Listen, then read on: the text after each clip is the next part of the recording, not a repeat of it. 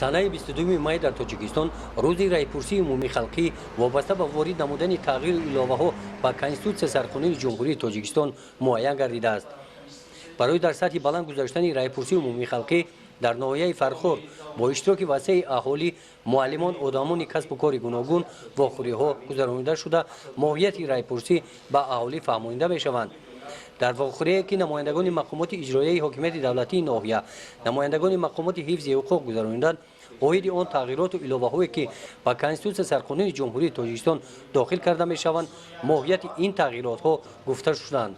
ҷаҳони мутамаддин имрӯз дар раванди пешравию инкишоф қарор дорад ва ворид намудани тағйироту иловаҳо ба конститутсияи ҷумҳурии тоҷикистон яке аз иқдомҳои наҷибест ки роҳбарияти давлату ҳукумати ҷумҳурии тоҷикистон пиёда намуданд ва ин ворид намудани тағйироту иловаҳо дастгирӣ нисбат ба ҷавонон низ маҳсуб мегардад, зеро ҷавони муосири замони истиқлол метавонад ки синаш ба 30 сола расида бошад ва аз 30 сола боло номзадии хешро ба мансаби интихобии президенти ҷумҳурии тоҷикистон ва дигар мансабҳои олии сиёсию хизмати давлатӣ пешниҳод намояд ва ҳамчунин аз нуқтаи назари рушду такомулёбии забони тоҷикӣ низ як иқдоми хубест ки пиёда хоҳад гашт.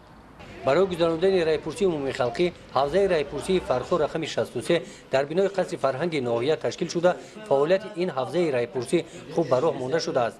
дар ин ҳавза воситаҳои техникӣ, дастуру дигар маводҳои тарғиботӣ вобаста ба райпурсӣ муҳайё карда шуданд. котиби ҳавзаи райпурсӣ таклифу дархости райдиҳандагонро қайд намуда, дар хусуси райпурсӣ ба саволҳои райдиҳандагон ҷавоб медиҳанд. дар ҳудуди ҳавзаи райпурсии Фархор 80925 нафар райдиҳандагон то имрӯз ба қайд гирифта шуданд. барои омодагӣ ва баргузории райпурсӣ дар ҳудуди ҳавза 45 участкаҳои райпурсӣ ташкил карда шудааст. ҳайати комиссияҳои участкавӣ бо қарори ҳавза таъсис дода шуданд. ҳамаи маводҳое ки барои корҳои омодагӣ ба райпурсӣ лозиманд ба участкаҳои райпурсӣ дастрас карда шуданд. корҳои омодагӣ, корҳои тарғиботиву ташвиқотӣ ба райпурсӣ дар ҳудуди ҳавза ҷараён дошта, то имрӯз дар ҳудуди ноҳия 3 гурӯҳи ташвиқотӣ ташкил карда шудааст. аз он ҷумла гурӯҳи тарғиботӣ аз ҳисоби ҷавонон, созмони ҷавонони ноҳия таъсис дода шудааст ки дар маҳалҳо гашта бо райдиҳандагон, ба аҳолӣ вобаста ба мафҳуму моҳияти райпурсӣ суҳбати вохӯриҳо доир намуда истодаанд. дар ноҳияи Фархор вобаста ба шумораи райдиҳандагон 45 участкаи райпурсӣ ташкил шудааст.